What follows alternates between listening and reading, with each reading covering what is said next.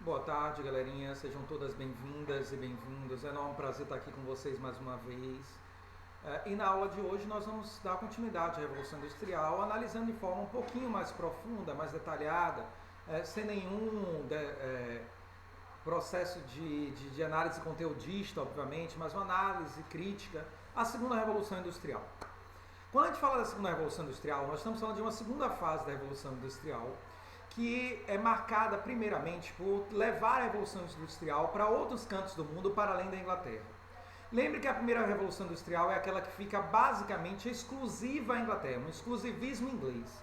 Enquanto a segunda fase da Revolução Industrial ela tem como primeira grande característica a expansão pelo resto do mundo, sobretudo a Europa, adentrando primeiramente na França, depois para os países alemães, tomando a Europa inteira e finalmente alcançando Estados Unidos e Japão. Além disso, na segunda fase da Revolução Industrial, nós vamos ter também o desenvolvimento de novas práticas produtivas, então novas metodologias, entre elas se destacando o Taylorismo, Fordismo, que nós vamos analisar direitinho daqui a pouco, e também o surgimento de novas invenções e desenvolvimentos tecnológicos, que facilitaram a produção, avançando a produção no sentido de diminuir o tempo dela, melhorar a qualidade dela, diminuir o custo dela e, portanto, aumentar o lucro dos produtores. Entre essas dimensões se destacam aí a fundição do aço, substituindo o ferro, que era um material pesado, o aço é mais resistente, dura mais, é muito mais leve, o surgimento de novas fontes de energia, como energia elétrica, e também a invenção de novos equipamentos, entre eles o fiar mecânico e também o tear mecânico. Porém, sem sombra de dúvidas, a principal revolução ou mudança da segunda Revolução Industrial é o surgimento de uma nova metodologia. Uma metodologia que é chamada de Taylorismo-Fordismo, para alguns apenas Fordismo. E aí esse Taylorismo-Fordismo ele tem origem em um grande professor universitário que trabalhava na área de administração industrial, que era Taylor. E Taylor ele vai fazer sua tese de doutorado na análise das fábricas, os problemas das fábricas, os problemas da produção. E ele vai identificar alguns problemas na produção e propor algumas soluções. Nós precisamos analisar todos os problemas e todas as soluções que Taylor veio a propor? Obviamente que não. Nós vamos analisar basicamente 5 problemas, ver 4 soluções, e entender como o Taylorismo veio a alterar o sistema produtivo em si. Veio a alterar o sistema produtivo com o objetivo de qualificar a produção, baratear ela, ampliar ela e não só, mas fazer com que viesse a aumentar o lucro do próprio produtor. Então ele vai identificar 4 grandes problemas que ele vai solucionar. O primeiro desses problemas, as péssimas condições de vida, de salubridade das fábricas ou dos operários. Ou melhor, as péssimas condições de vida do operariado e as péssimas condições de salubridade das fábricas. Taylor vai chamar a atenção de que as fábricas eram grandes galpões, mal iluminados, mal ventilados, úmidos, fétidos, sujos, o que obviamente ajudava a proliferar doenças e provocar doenças no operariado. Que esse operariado tinha uma qualidade de vida muito ruim, com péssimas condições de higiene, de alimentação, de moradia e de sono, o que fazia também com que ele adoecesse. Esse operário doente não costumava faltar ao trabalho, porque ele vivia de um salário diário. Se ele não fosse trabalhar, ele não tinha o que comer. Então ele costumava ir trabalhar doente, o que fazia ele menos produtivo e fazer com que ele infectasse outros operários, fazendo com que outros operários também ficassem doentes. Isso diminuía a produção, isso aumentava as faltas no trabalho, isso diminuía a qualidade do produto e aumentava também os acidentes de trabalho, o que para Taylor vinha a provocar um prejuízo, provocando danos ao maquinário. Repare a preocupação com lucro sempre constante. Então ele então vai pregar a construção de fábricas mais ventiladas, bem iluminadas, higienizadas, vai pregar uma melhoria da qualidade de vida do operariado, vai defender a ampliação de uma produção de maquinário que fosse pensado para evitar acidentes de trabalho. E tudo isso vai fazer com que esse operariado viesse a ter melhor qualidade de vida e também viesse a produzir melhor, adoecendo menos. Um segundo problema que Taylor identificou é que o operariado, mesmo quando ele tinha uma divisão especializada do trabalho, mesmo quando ele passava por um processo de especialização, era uma especialização ainda não bem feita e que não era uma boa padronização do sistema produtivo. Então, cada operário produzia aquela fase da etapa produtiva da forma que queria. E ele dizia, não, é necessário o burguês qualificar o funcionário, treinar ele, para que ele seja especializado em produzir, naquela fase da forma correta, de forma padronizada. E ele dizia, uma boa linha de montagem é aquela que você olha em linha e quando um primeiro operário levanta a mão para fazer um movimento, o último está levantando a mão para fazer o mesmo movimento. Então ele vai pregar aí a especialização e a padronização da produção. Só que ainda nesse sentido ele percebe que o operariado, mesmo especializado e padronizado, ele tende a ser crítico, ele tende a ser desobediente, ele tende a ser curioso. E ele sempre vai pensar, e se eu fizer assim? Pior, se essa forma que ele criou de fazer vier a ser mais fácil e demandar menos esforço, é aí que ele vai fazer. E a peça é projetada para ser montada de uma forma, e montar ela de outra pode provocar um dano à peça, diminuindo a qualidade do produto, ou fazendo-se perder a peça como um todo. E aí ele diz que é necessário então você supervisionar o trabalho. E ele vai pregar a supervisão sobre o sistema produtivo. Ele vai dizer, pega aquele funcionário mais obediente, mais correto, que produza melhor, e transforme ele em supervisor. Esse cara então agora vai observar se os outros estão produzindo da forma correta. Se eles estiverem produzindo da forma correta, ótimo. Se não, ele vai lá e vai dizer, olha, você está produzindo da forma errada, faça direito. Se continuar, vai chamar a atenção, vai treinar aquele funcionário e vai dar uma segunda chance. Até porque ele dizia, demitir o funcionário não resolve. Porque você vai colocar outro que vai ter outros problemas ou os mesmos problemas. E, portanto, o ideal é você requalificar aquele profissional. Além disso, você vai gerar um estímulo à produção pela competitividade. Porque o outro profissional vai dizer, por que ele virou supervisor? Eu tenho um trabalho mais leve agora, de mandar em mim ganhar mais. Porque ele é mais obediente e produz melhor. Isso vai estimular uma melhor produção. E é aí que Taylor vai finalmente dizer que é necessário você fazer um estímulo à produção. Um estímulo à produção que deve ser primeiro moral e depois financeiro ao trabalhador. Então você vai estimular a produção primeiro criando a ideia do funcionário do mês. E aquele funcionário do mês vai se sentir reconhecido, valorizado, vai incentivar a competição e vai fazer com que os outros também queiram ser funcionários do mês. Só que ele chama a atenção que o estímulo moral, ele tem um efeito, mas não é um efeito duradouro a longo prazo. Aos poucos o efeito moral, ele se perde. Então é necessário fazer um estímulo financeiro. Você dá ao funcionário do mês uma gratificação de 5%. Para a empresa, 5% a um funcionário é nada. Para o funcionário é muito. E os outros funcionários também vão querer se tornar funcionário do mês. O que vai aumentar a produção e melhorar a produção em larga escala. E você teve apenas o custo muito pequeno com um. O último problema que Taylor identificou, ele não conseguiu resolver. Que foi o problema da prática não produtiva dentro do sistema produtivo. Ou seja, o tempo perdido dentro da fábrica com a não produção. Por exemplo, chegou uma parte de uma peça montada até uma fase e chegou alguns equipamentos dela para você. E você vai ter que montar.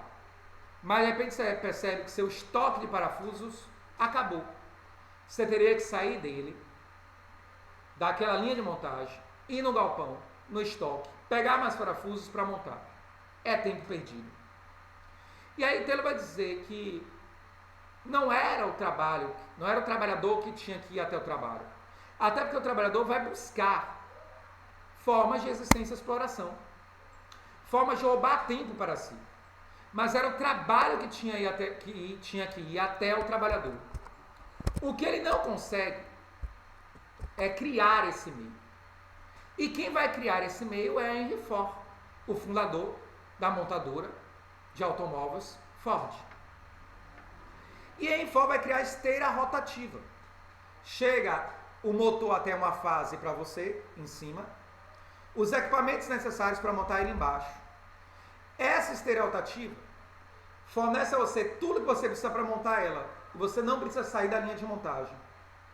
Além disso, ele limita o tempo da produção, já definindo o limite máximo que você tem para montar aquele equipamento. E ele facilita a supervisão no trabalho, barateia a produção e aumenta a produção com a eliminação do tempo perdido com etapas não produtivas. Ford também vai qualificar as outras dimensões de Taylor, melhorando elementos da qualidade de vida do trabalhador, como criando bairros operários perto da fábrica, estimulando o trabalhador, fazendo com que o trabalhador tivesse meio de financiamento para que ele comprasse o produto que ele mesmo produz, entre diversos outros elementos. E finalmente Ford vai defender uma padronização não só da produção, como da sociedade. Há uma frase de Ford muito interessante, onde ele diz: eu posso produzir produtos de todos os modelos, de todas as cores, desde que seja um carro Ford T preto. O que Ford está dizendo com essa frase curiosa? Que ele pode fazer um modelo de carro com uma cor diferente para cada pessoa, personalizado. Mas isso é caro. Isso é uma produção artesanal, lenta. Ao invés de você se adaptar ao gosto do cliente, você padroniza a sociedade, fazendo com que ele deseje o que você produz. Para isso você vai usar a mídia, você vai usar a cultura, a famosa cultura de massa, e por aí vai. E aí você cria, na verdade, uma padronização da sociedade, fazendo com que a sociedade deseje o produto que você produz. Aqui nós entendemos a parte importante da segunda revolução industrial. E para terminar a revolução industrial, nós precisamos trabalhar agora com os movimentos sociais e trabalhistas. E para entrar neles, primeiro nós precisamos falar dos 3 elementos básicos que garantem a exploração do trabalhador pela burguesia. O primeiro elemento é um controle do processo produtivo através da posse da matéria-prima. As matérias-primas, os equipamentos, os recursos necessários à produção costumam ser caros. E os trabalhadores não têm acesso a esses recursos. Como resolver isso? Como superar esse problema? Para superar esse problema, era necessário que o trabalhador tivesse acesso ao recurso. E a burguesia cria estratégias para que esses recursos sejam inacessíveis ao trabalhador, principalmente pelo seu alto valor. O trabalhador, então, já não tem acesso aos meios de produção.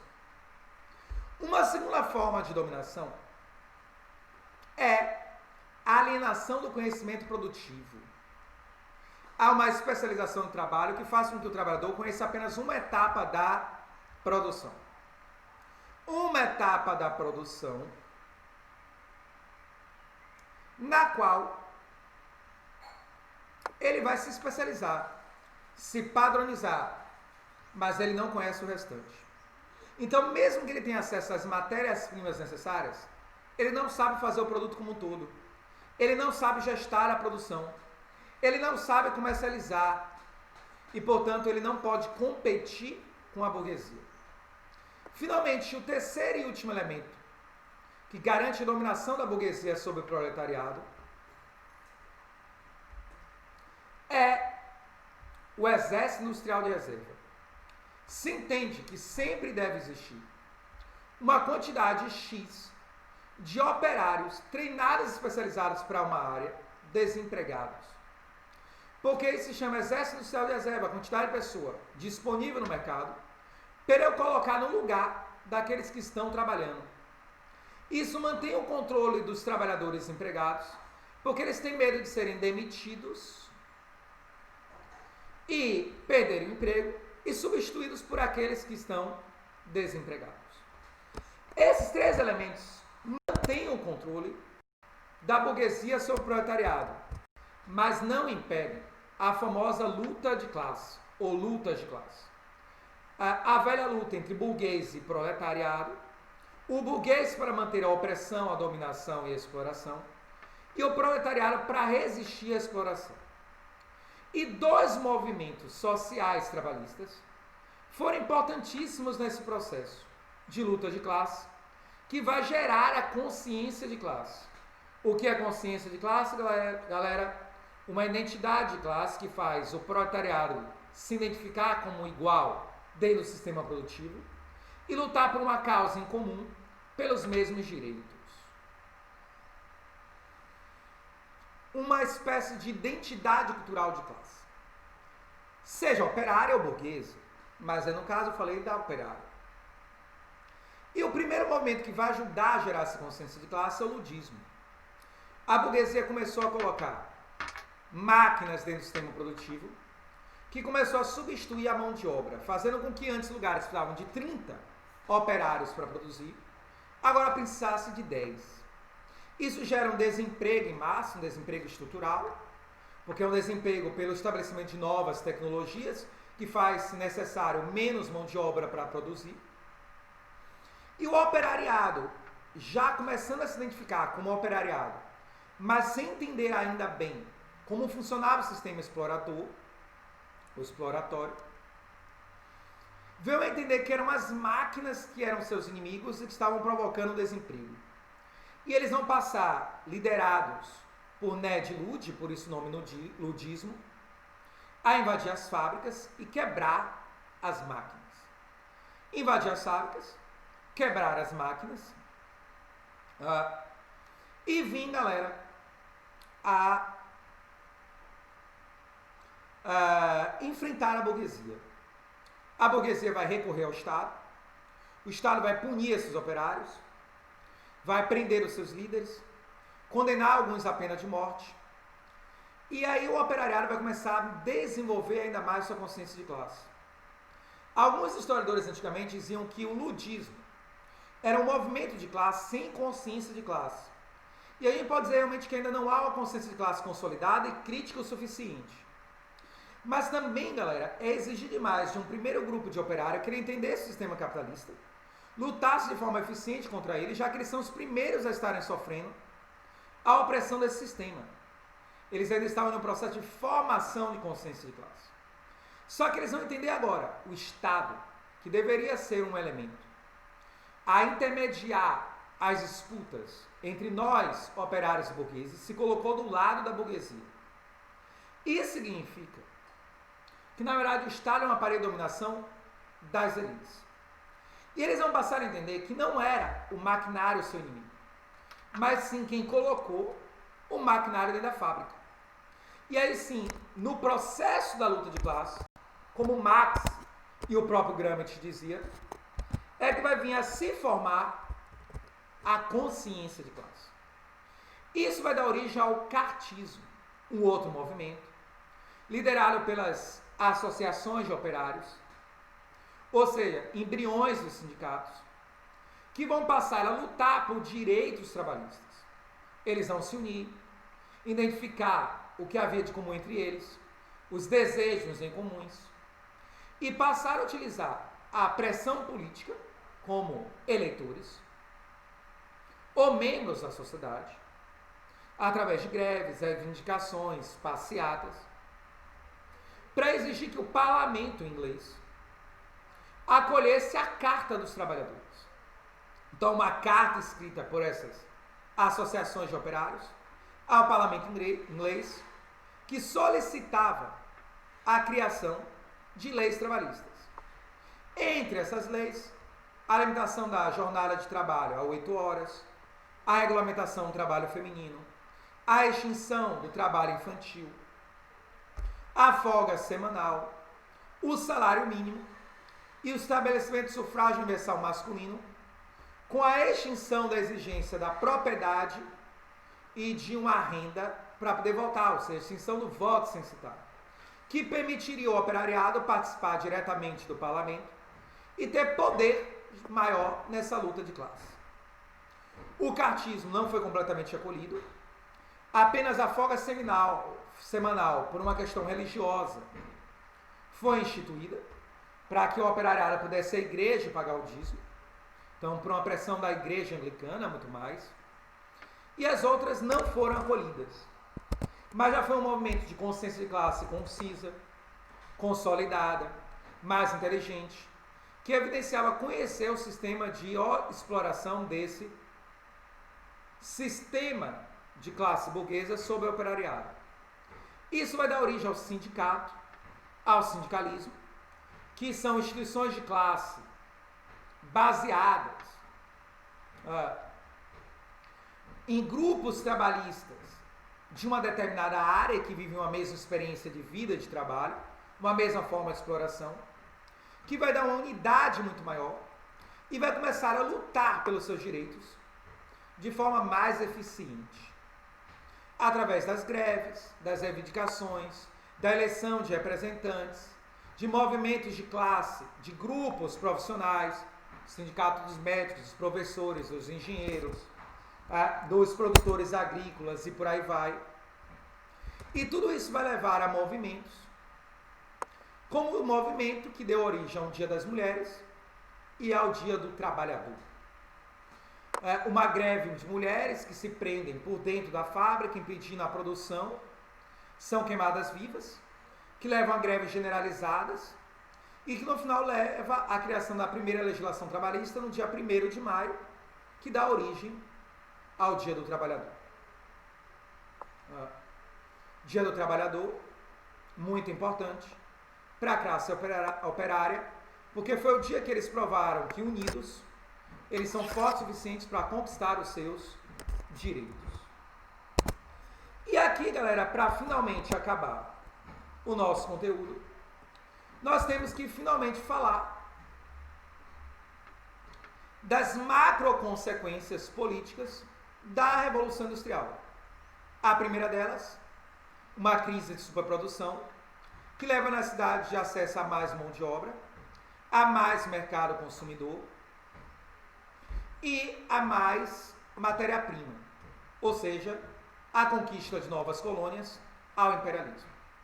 E o imperialismo, na sua corrida imperialista, leva à Primeira Guerra Mundial. E, finalmente, a última macro consequência política, a eterna luta de classe. A luta de classe entre a burguesia e o proletariado, a burguesia para manter a exploração e o operariado para resistir a essa exploração. Luta de classe que, para muitos, é a origem de toda a história, porque a história da humanidade seria a história das lutas de classe. E a última grande macro consequência, o ato de um homem ser cada vez mais padronizado no seu estilo de vida, nos seus comportamentos, no seu cotidiano, na sua cultura, na sua forma de existência. Porque é muito mais lucrativo ao sistema capitalista padronizar o ser humano para fazer ele desejar as mesmas coisas do que vir a se adaptar ao gosto de diversas realidades sociais. Aqui, galerinha, terminamos a nossa segunda Revolução Industrial. E o nosso próximo conteúdo, do nosso próximo encontro virtual, gravado, será o imperialismo. No seu conceito, nas suas causas, características sociais e consequências gerais. Até a próxima aula, galera. E um beijão aí no coração.